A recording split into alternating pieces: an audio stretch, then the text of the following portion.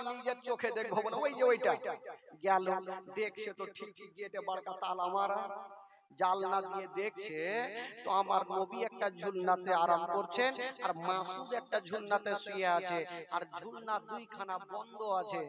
আব্বাস গেটে বসলো, চোখটা লাল করে, আজকে তারওয়ারি বাজিয়ে নিয়ে এসেছি, হালিমার মাথা যতক্ষণ কাটবো না আমি বাড়ি ফিরে যাব না। আজকে হালিমা শেষ। এই বাবা সকাল থেকে নিয়ে বসে আছে, রাত কিন্তু খুলছে আস্তে আস্তে। বাবা এই করতে করতে সন্ধ্যা হয়ে গেল, সূর্য ডুবতে যাবে তার আগে মা হালিমাকে দেখছেন বকরি নিয়ে দুল দুল দুল দুল করে বাড়ি ফিরছে। আব্বাসকে দেখে মা হালিমা চমকে গেল, ভাইজান কি খবর? বলছে হালিমা আজকে ঠিক ঠিক জবাব দে, যদি উল্টা পাল্টা হইলো তারপর কিন্তু চলে যাবে। বলে কি হয়েছে ভাইজান কি বলে, আপনি আসলেন কি ব্যাপার, কখন আসলেন? আমি সকাল থেকে বসে আছি এখানে, তোর মাথা কাটার লেগে। বলেন কি হয়েছে, ব্যাপারটা কি?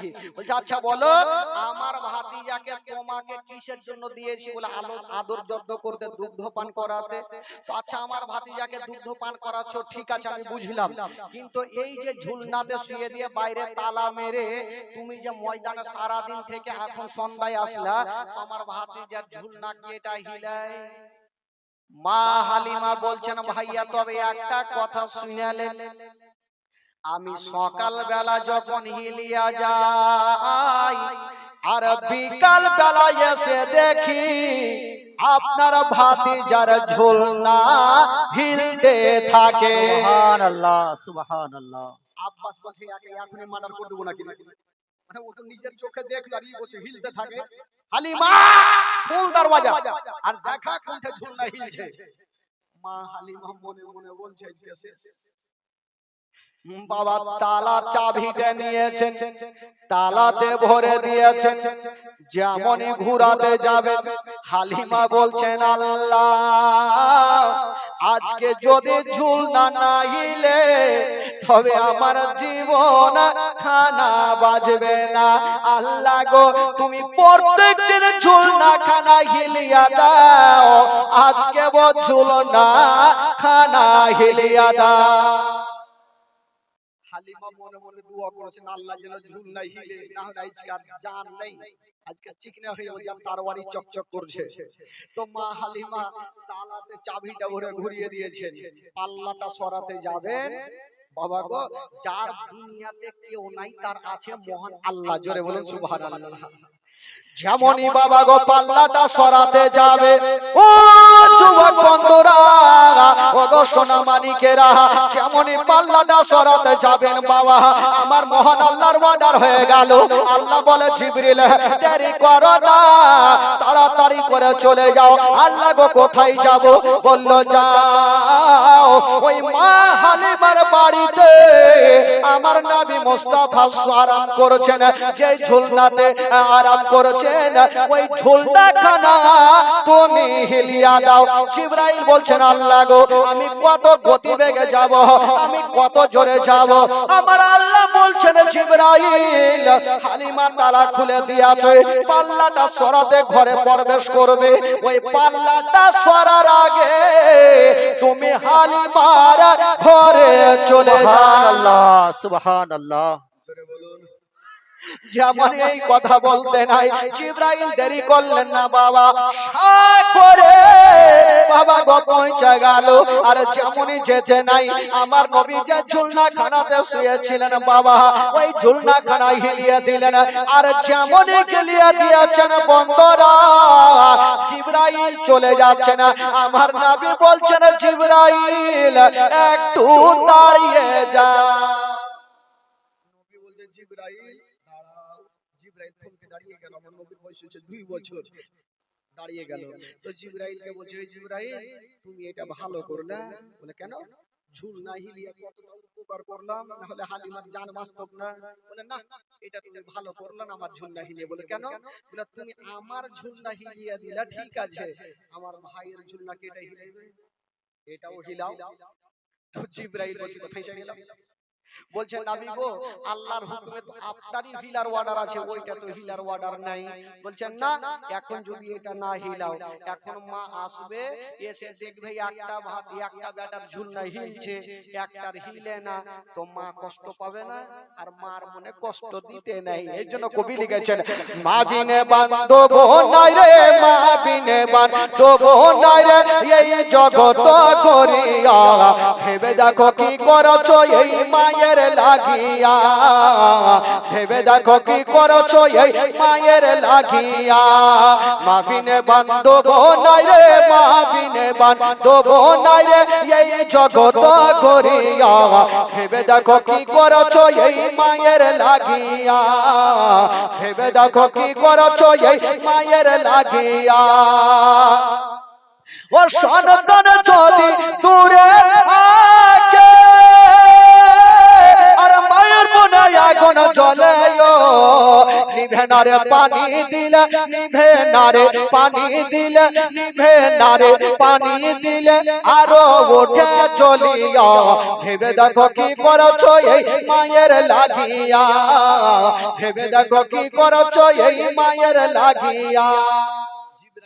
আমি যাব না, তুমি যাও। যেমনই বেরাদার বন্ধুরা মা হালিমা আব্বাসকে নিয়ে পাল্লাটা সরিয়ে দিয়া, পর্দাটা সরিয়ে দিয়া, যেমনই করে ঢুকছেন বাবা আব্বাস, বাবা বড় বড় চোখ করে দেখছেন ব্যাপারটা কি জানি না। আব্বাস দেখছেন সকাল বেলাতে দেখছেন ঝুলনা বন্ধ ছিল, আর এখন যখন দেখছেন বন্ধুরা ওই বন্ধ দুইখানা ঝুলনা হাওয়ার গতিতে ঝুলতে আছে। সুবহানাল্লাহ। জোরে বলুন। এটা হালিমা বলছেন ভাইয়া, সেটা কারণ আমিও জানতে পারিনি, তবে একটা কারণ আমি জানি, এই ছেলেটা সাধারণ নয়। ভাইয়া গো শোনেন, প্রত্যেক দিন আমি সকাল বেলাতে রেখে যাই, আর সন্ধ্যার সময় এসে দেখি আপনার ভাতিজার ঝুলনা হিলতে থাকে। প্রত্যেকদিন আমি দেখি, আব্বাস দেখে নিল, আমার নবী তো খুব ভালো আছে, আব্বাস দেখার পর কিন্তু চলে গেছে। আর ওই দিকে মাইমুনা উঠনি, ও কিন্তু বড় বড় চোখ করে দেখছে যে আমার ওষুধ কি কাজে দিবে, আর ওষুধ কি আর কাজে দেয়। বাবা দেখছে যে না, কি তো বাচ্চা না নিয়ে চলে যাচ্ছে, ও কিন্তু সান করে ভেঙে গেল। বাবা গো, এইদিকে আব্বাস একটু আগিয়ে গিয়েছে, আর হঠাৎ করে দাঁড়িয়ে গেল। কেন দাঁড়ালো? ও দেখছে ছোট ছোট বাচ্চাগুলা খেলাধুলা করছে, কে মেলার গাড়ি, কে পুতুলা, কে মোটর সাইকেল, এই যে খেলনাগুলো থাকে না, ওগুলা খেলাধুলা করছে। আব্বাস ঘুরে আসলো, হালিমা তুমি যে সারাদিন ময়দানে থাকো, আর আমার ভাতিজা যে বাড়িতে থাকে, তোমার ভাতিজার খেলনা কোথায়? আচ্ছা খেলনা। মা হালিমা তখন উচ্চ সুরে বলছেন যে আপনার ভাতিজা কি খেলে জানেন? বলছেন ভাইয়া গো, তবে একটা কথা শুনেলেন, আপনার ভাতিজার খেলনা কোন মেলাতে পাওয়া যাবে না, আপনার ভাতিজার খেলনা কোন দোকানে পাওয়া যাবে না, আপনার ভাতিজার খেলনা কোন জায়গাতে পাওয়া যাবে না। বললো কেন? বলো এই জন্য যাবে না, আপনার ভাতিজার খেলনা মোটর সাইকেলের দরকার নাই, আপনার ভাতিজার খেলনা কোন গাড়ির দরকার নাই। বললো কি খেলে? বললেন ভাইয়া গো, আপনার ভাতিজা যখন ঝুলনাতে শুয়ে থাকে, নিজের শাহাদত আঙ্গুলি খানা যেই দিকে ঝুঁকিয়ে দেয়, আসমানের চন্দ্র সেই দিকে ঝুঁকে যায়। হালিমা খুঁজতে খুঁজতে একটা মন্দিরে গিয়ে পৌঁছে গেল। তো মন্দিরে বৃদ্ধ, ওই যে পূজারি সাধু, ওই বৃদ্ধ কিন্তু বলছে, হালিমা কি ব্যাপার, তোমার চোখে পানি কেন? বলছে জানি না, আমার বেটা হারিয়ে গেছে, মন মেজাজ ভালো নেই। তো বৃদ্ধ তখন বলেছিল, হালিমা তোমাকে একটা উপায় দেব, বুদ্ধি দেব, যে তোমার ছেলেকে খুঁজে পাবে। বললো কি? বলে ওই যে আমার মোটা চোটা প্রভুর সামনে কি বলে তুমি সাজদা করো, তাহলে তোমার বেটাকে খুঁজে পাবে। তো মা হালিমা একটা উত্তর দিয়েছিলেন মারাত্মক, বলে ও বৃদ্ধ শুনেন, আমার সাজদা তো দূরের কথা, আমার বেটার পবিত্র নামখানা তোমার প্রভুর সামনে লাও, যদি দাঁড়িয়ে থেকে যাই তাহলে আমি তোমার প্রভুকে সাজদা করব। সুবহানাল্লাহ। তো বৃদ্ধ ভাবছে যে কারো নাম লেওয়াতে কেউ কি উল্টে, তো দেখি নাম খানা লিব, যদি না উল্টে আজকে হালিমা যদি সাজদা করে তো দুনিয়ার যত উম্মতি মুহাম্মাদিরা থাকবে সবাই প্রভুকে সাজদা করবে। দেখি আচ্ছা নামটা কি বলে দাও। তো মা হালিমা কানে কানে নামটা শিখিয়ে দিলেন আমার নবী। এবার ওই বৃদ্ধ বাবা গো গেল আর একটা প্রভুর সামনে, একটা মূর্তির সামনে হাত জোড় করে দাঁড়িয়ে গেছেন, বলছেন প্রভু গো তোমাকে কত মোটা চোটা করে গাইড়ে রেখেছি, সকালে মুড়ি দিয়েছি, বিকালে কেলা দিয়েছি। মুড়ি কেলা দিয়েছে, কুত্তা খেয়েছে, বাচ্চা আমার প্রভুই খেয়েছে। বলে প্রভু গো এই যে হালিমা দাঁড়িয়ে আছে উনার লাডলা দুলারা হারিয়ে গেছে, একটু খোঁজা দাও, যার নাম মোহাম্মদ। যেমনই আমার নবীর নাম খানা নিয়েছেন বাবা, হায়রে মাটির মূর্তি বাবা মুখের ভরে পড়ে গেল। আমার নবী মুস্তাফা নিজের মা আমিনার কোলে বসে আছেন, জোরে বলুন সুবহানাল্লাহ। সুবহানাল্লাহ। তো মা হালিমা বলছে আরে বেটা কত খোঁজ করলাম বেটা, আর তুমি এখানে বসে আছো। নবী বলছেন মা গো আমি জানি মা, আমি বড় হয়েছি মা, আমি ভাবলাম কত আর কোলে চেপে যাব মা, তাই আমি চলে এসেছি হেঁটে হেঁটে মা। হায়রে মা কালিমা আমার নবীকে রেখে দিয়ে চলে যাবেন বাবা। হাজার হলো 2-2.5 বছর দুগ্ধ পান করিয়েছেন বাবা, ময়া মমতা হয়ে গেছে, আমার নবীকে রেখে যাবেন বাবা।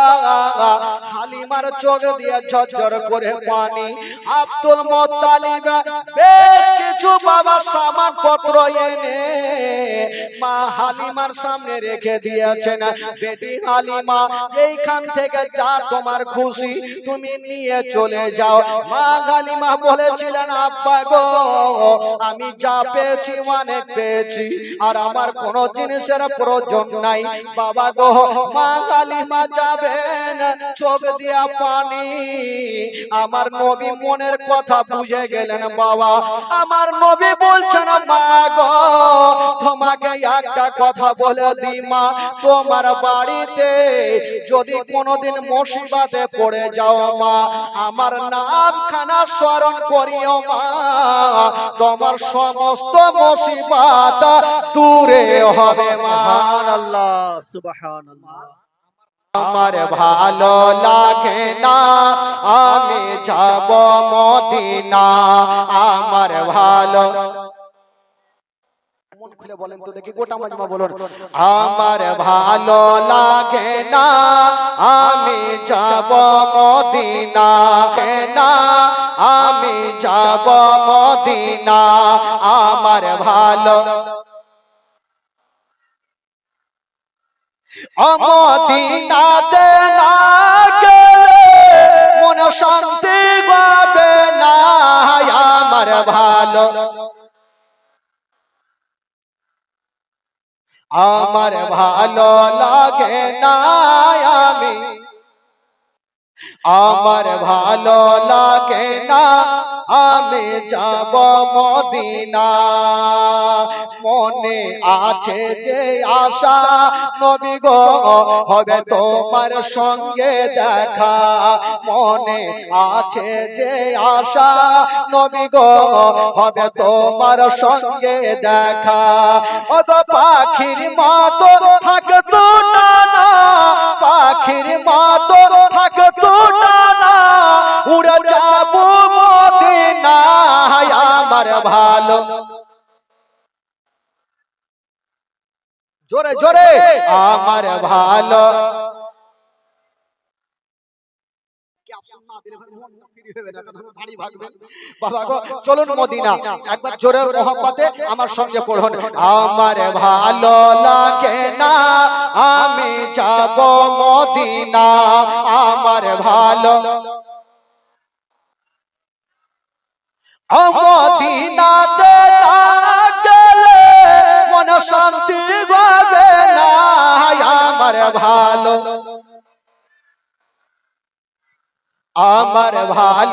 লাগে না আমি যাব মদিনা, পাঁচ ওয়াক্ত নামাজ যারা পড়িবেন আদায়, পাঁচ ওয়াক্ত নামাজ যারা পড়িবেন আদায়, ওগো নামাজ না পড়িলে পরে নেকি মিলবে না, আমার ভালো লাগে না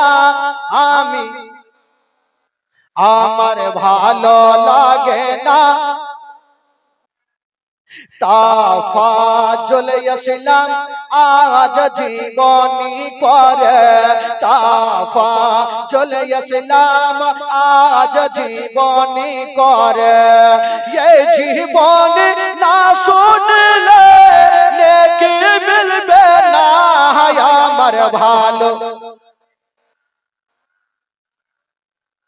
আমার ভালো লাগে না আমি যাব মদিনা, আমার ভালো। একবার মহব্বতে বলুন তো সুবহানাল্লাহ। যেমন এই কথা বলা জনাবে আব্দুল মুত্তালিব বাবা কোন উত্তর করলেন না,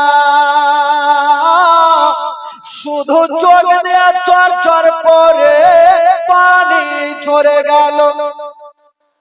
মা আমেনা শ্বশুর আবার চোখের পানি মুছে দিচ্ছে আর বলছেন আব্বা গো আমি যাব না, কিন্তু আপনার চোখের পানি দেখতে পারবো না।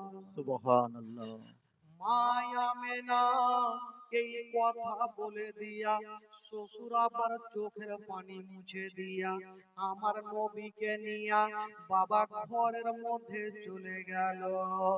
যেমন যেতে নাই বন্ধুরা ওই দিকে জনাবে আব্দুল মুত্তালিব বেশ কিছুক্ষণ পর ডাক দিচ্ছেন হবে না, একটু বাইরে বেরিয়ে আসো রে মা।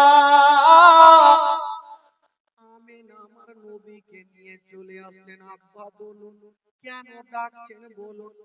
আব্দুল মুত্তালিব বলছেন আমেনা তুমি আমার কাছে ছুটি চেয়েছিলে রে মা, আমি কোন উত্তর করিনি রে মা, কেঁদে গিয়েছিলাম। ওরে বেটি আমেনা আজকে যেমন তুমি আমার কাছে ছুটি চাইছো রে মা, ওই রকম আমার আব্দুল্লাহ ছুটি চেয়েছিল। আমি আব্দুল্লাহকে জান থেকে বেশি ভালোবাসছিলাম, বেটি ছুটি দিয়েছিলাম মা। আমার বেটা আব্দুল্লাহ জীবিত ফিরে।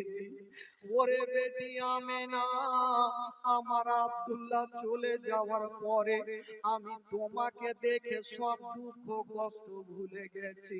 আমার আব্দুল্লাহর দয়া ময়া তোমার উপরে হয়ে গেছে মা। মা তোমাকে আমি বেটি বলে জানি, তোমাকে বৌমা কোনোদিন বলিনি।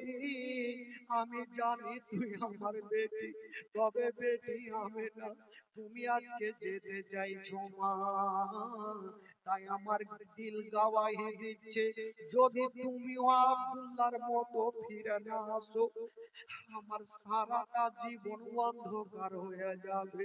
ওরে বেটি আমেনা আমি কাকে বেটি বলে ডাকবো। হায় রে আমেনা শ্বশুর আব্বার চোখের পানি মুছে দিয়া বলছেন আব্বা গো আমি যাব না, কিন্তু আপনার চোখের পানি দেখতে পারবো না।